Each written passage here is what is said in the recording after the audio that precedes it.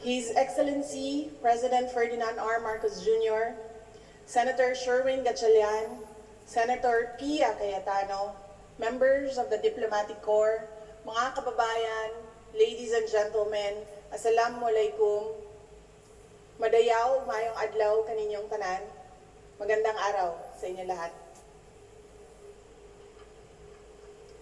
Araw-araw, iba't ibang hamon ang kinakaharap natin. At hindi po natin itinatanggi na maraming pagsubok ang dumarating sa kagawaran ng edukasyon. Madalas, makikita ang bakas ng mga hamong ito sa mga mukha ng ating mga mag-aaral, ng ating mga guro, at ng ating mga kawani. Ngunit sa kabila nito, makikita rin natin ang iba't ibang mukha ng pagsisikap na nakaangkla sa sinumpaang bokasyon, sa pagnanais na maglingkod at sa hangaring matupad ang mga pangarap. Sa mga mukhang ito po tayo humuhugot ng lakas. Ang mga mukhang ito ang tumutulak sa atin na ipagpatuloy ang layuning maitaas ang antas ng edukasyon sa bagong Pilipinas. As we persevere to change the educational landscape in our country, we take inspiration from our fellow Filipinos, from our farmers who cultivate the soil of the land, plant seeds for our consumption, and nurture it for a collective tomorrow. From our doctors and nurses who save the lives of our loved ones.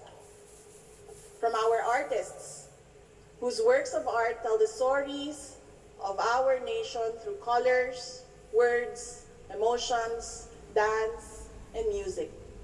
From our soldiers, who fight for our motherland and tirelessly protect our peace and liberty. From our teachers, who devote their lives to teach every child and prepare them for a better future. Education is everybody's business. Education is about nation building. Education is about enabling every Filipino to realize their full potential. Education is about making dreams come true. We all know that the path to one's success is oftentimes rough, but with strong hearts and firm ambitions, we shall overcome. As we stand here today, we reaffirm our commitment to this colossal endeavor. Unfazed by the unthinkable, we will bravely take the challenge of sustaining our actions in our Matatag agenda. Ladies and gentlemen, this is the Basic Education Report 2024. In our commitment to make our curriculum relevant to produce competent, job-ready, active, and responsible citizens, we have launched the Matatag K-10 curriculum. We have decongested the curriculum to focus on the development of foundational skills. I would like to take this opportunity to thank all those who participated in the public consultation. Insights gathered from the public were truly valuable in finalizing the revised curriculum. After all, this is not simply a DepEd curriculum. This is the basic education curriculum of the Philippines. Ito po ang curriculum na inaasahan nating humulma sa kabataan bilang bagong Pilipino. Ang bagong Pilipino na may disiplina, integridad, may malasakit sa kapwa, at pagmamahal sa bayan. As we speak, the Matatag K-10 curriculum is already being piloted in 35 schools across 7 regions in the country. We are actively monitoring the pilot run to determine areas that may need enhancements before its nationwide implementation in school year 2024 to 2025. We would like to thank all our partners in the development of lesson exemplars and research being conducted for the pilot schools of the Matatag curriculum. Learning recovery has always been foremost in our agenda. In support of our learning recovery program, we rolled out the National Learning Camp during the break to supplement learning efforts from the previous school year. Last year's National Learning Camp saw the involvement of 939,314 learners from grades 7 and 8 and 229,036 teachers from a total of 34,383 schools across 16 regions. To further strengthen our recovery efforts, we have also introduced Catch-Up Fridays. We can no longer remain passive, knowing that there are still learners in the higher grade who can barely read. From now on, Fridays will be dedicated to reading and comprehension, while also providing sufficient time for values, education, health, and peace competencies. The promise of basic education is to produce young contributors to society. To guarantee job-ready learners, the review of the senior high school program is already underway. Simultaneous to the ongoing review, we have already started enhancing work immersion guidelines to respond to the needs of the labor market.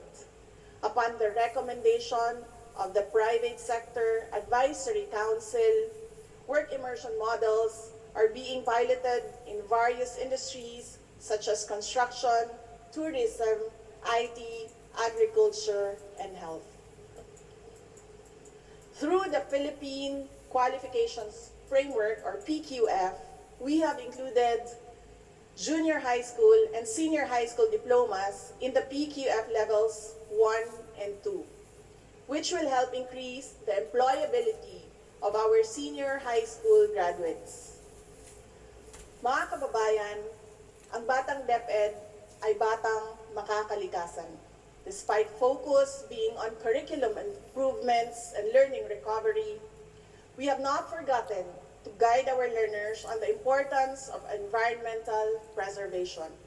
We commit to instill environmental responsibility among Filipino children and future generations to come. As a gift to our children, last Christmas, DepEd offices and schools went in full force for the 236,000 Christmas trees project and surpassed our target by planting a total of over 2 million trees in one day, as certified by the Department of Environment and Natural Resources. We have also taken steps to accelerate the delivery of our services. Last year, we reported the scale of our predicament regarding inadequate resources and infrastructures in schools. In 2023, despite delays, we have made significant progress as we led the simultaneous ceremonial turnover of 24 completed last-mile schools and delivered a total of 63 last-mile schools to date. Last year, we also personally saw the devastating damage left by Super Typhoon Odette when we visited Clarin National High School in Bohol and Triana Elementary School in Limasawa, Southern Leyte. We have not forgotten them. In fact, there is an ongoing reconstruction of a one-story, four-classroom building in Clarin. Meanwhile, 11 classrooms in Triana Elementary School have undergone major repairs and are now ready for final inspection. In 2023, we built a total of 3,637 new classrooms. Additionally, 6,200 classrooms are in various stages of construction, while 811 classrooms are already under procurement.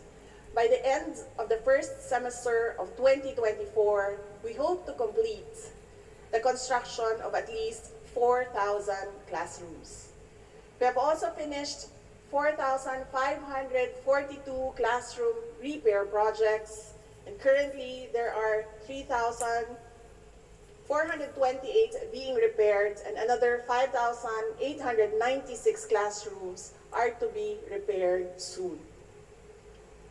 We have made progress, but clearly this is not enough.